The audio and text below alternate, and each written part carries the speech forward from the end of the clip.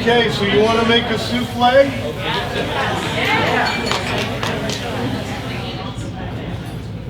Okay, so this is a banana souffle, but you know what I really want you to understand here is the method of how we're doing the souffle.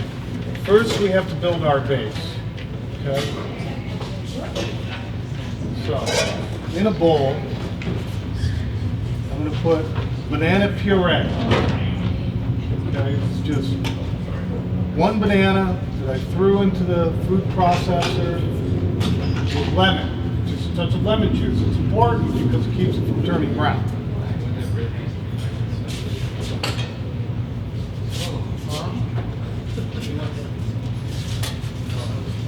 Okay, and then I have 5 egg yolks. And that's all. I'm not throwing them away. Okay, I have about a cup of sugar, cream. And I have about a cup of sugar. And then vanilla extract. This is vanilla bean extract paste. And that's important too because the vanilla and the banana, it's a married partnership. They love each other. We're just going to combine all of this. Sammy, may I have a whisk? It's a little bit easier to do this. I'm going to set this aside, but we're going to need this. You're going to need a spatula, a rubber spatula. But for this, it's best to have a whisk, okay? And then I have a cup of flour. This is all-purpose flour.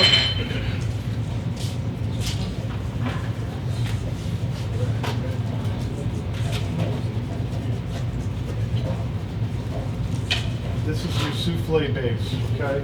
It's always important to taste it too. At this stage.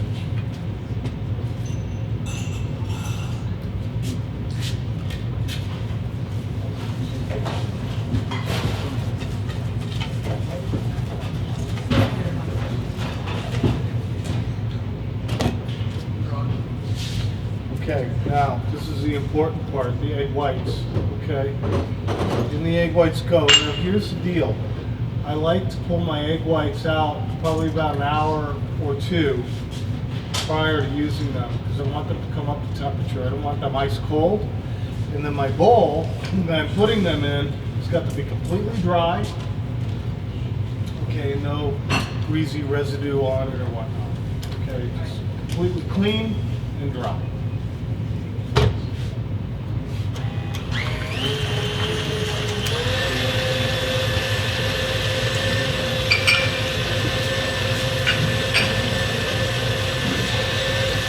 Make it a very simple meringue.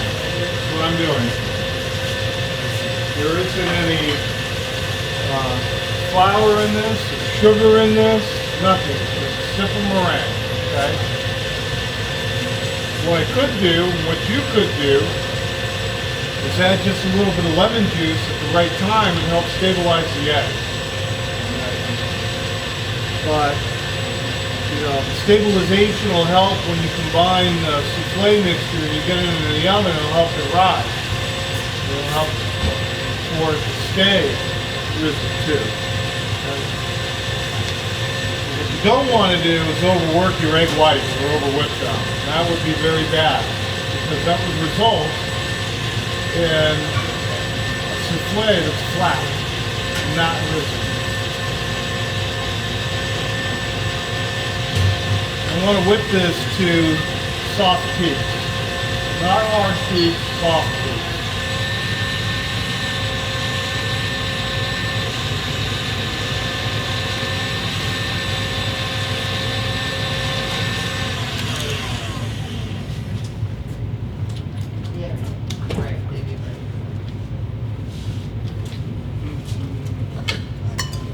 Okay, I'm at soft peaks right now.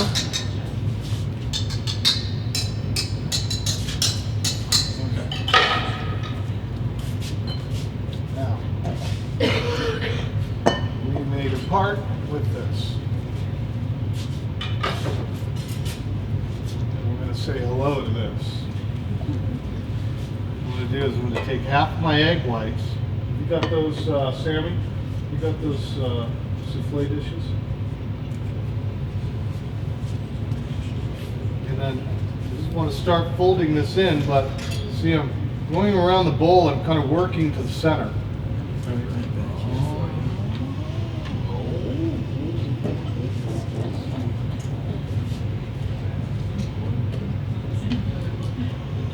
You don't want to work this too much, okay? And then in goes the rest of it.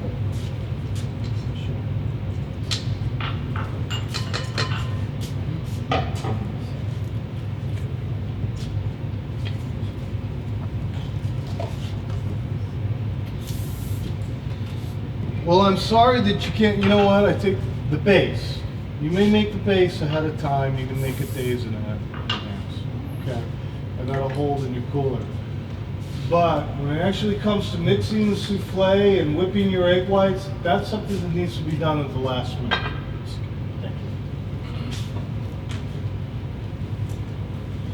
I have practiced and I've tried with making these in advance.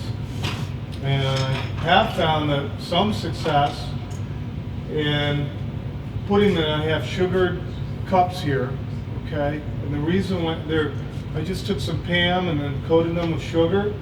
And the reason why you want to have the sugar in there is to give those eggs something to grab onto so that they rise, okay?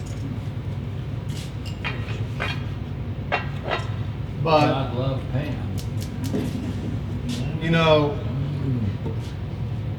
these I've done it to this stage right here. I've got the mix, and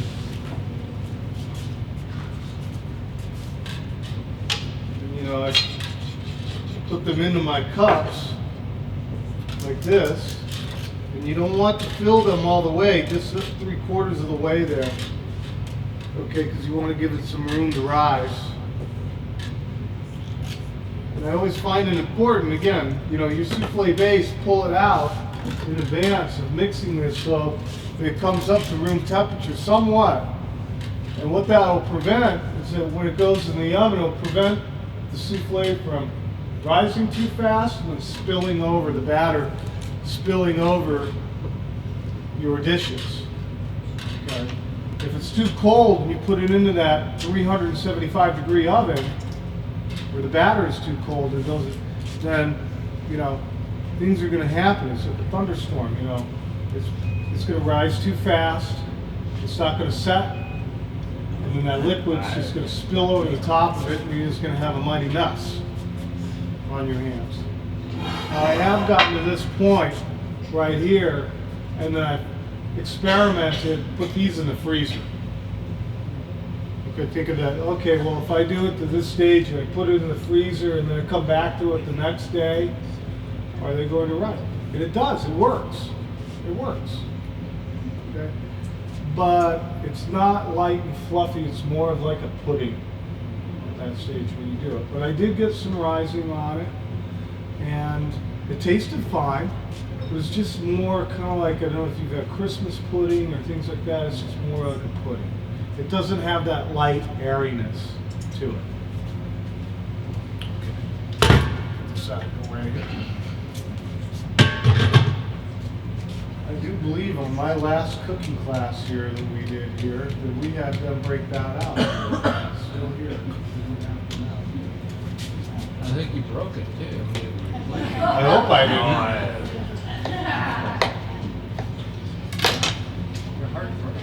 Banana here. Chef Carl. This is going to be our garnish.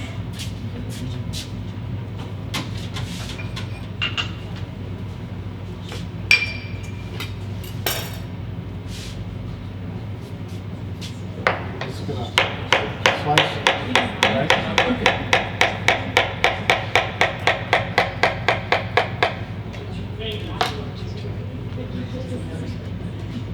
And what we're going to do is we're just just going to take some Grand Marnier and lemon juice that I've combined here. We're going to coat them really well. I mean, you can just lay a couple of these banana slices over the top, and then we'll put it into the oven, 375 degrees. If you have a convection oven, that's awesome. Convection oven is really great for this practice. Other practices, not so much. There's only so much you can do with the convection oven, to be honest with you. You know, we built this big, brand new, beautiful restaurant back in 2013, and one of the things I told Nancy with my gift for the new restaurant, I wanted a new stove.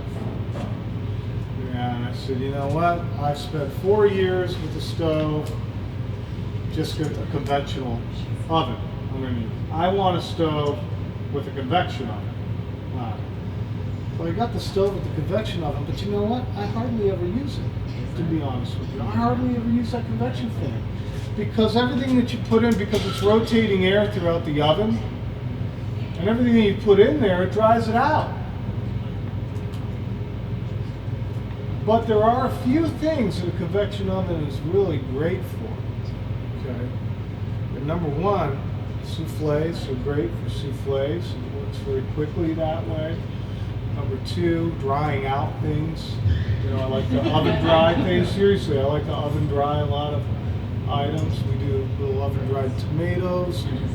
You know, you turn that oven down to dehydrate vegetables or dry out vegetables. You turn that oven down to 150 degrees and put that fan on, and come back the next morning, and they're just beautiful. Okay. So 375 degrees in that convection oven until they're puffed up. And you know, I always like to take my finger and feel on the sides where it's rising, just feel underneath. If my finger comes away wet, then I know they need a little more time in the oven. But inevitably, when you take the souffles out of the oven and they hit room temperature, inevitably they're going to fall. So you have a very limited amount of time to get that souffle out of the oven, on the plate, and then in front of your guests. Very limited amount of time. So work quickly, okay? Do you have to reduce the temperature in the convection oven if you use it? I hardly ever use mine. Do you turn it down? I don't. You don't? You leave it the same temperature? I'll leave it the same temperature. I just keep a really close eye on it.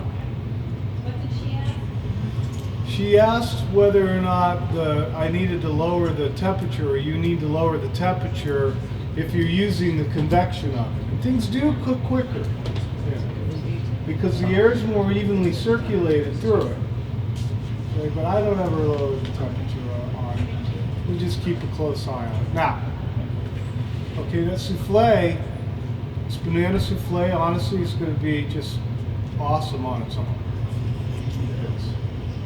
But I always think a souffle needs creme on glace or ice cream. And we've brought you gelato. You know, we're experts at a lot of things over there at Stone Soup Cottage, and one of them is making ice cream. We love to make ice cream. So the flavor that we brought you homemade gelato. You know, those of you that are in the know what makes a gelato? Gel. Eggs, egg yolks, okay? That's what ice cream is, just cream. And the gelato is eggs. Okay? So this gelato, we've made a maple gelato. Okay, so I have a maple gelato with that banana souffle. But also, we're going to get pretty smart on you. We're going to sprinkle a little sea salt on that maple gelato. And sure, I'm thankful that you came out tonight. Thank you very, very much. Thank you. We all enjoyed being with you tonight. So check us out, StoneSoupCottage.com. You don't have to come to my restaurant if you don't want to come to my restaurant. And you don't. I don't care. I'm not here pitching. But come if you can. Okay? StoneSoupCottage.com. Thank you for coming. All right. Bon appetit. Thank you for your participation.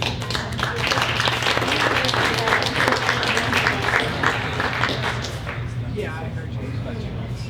Bottom. Yeah. Bottom.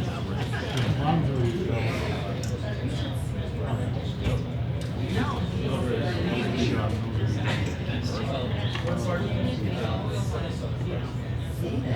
change that.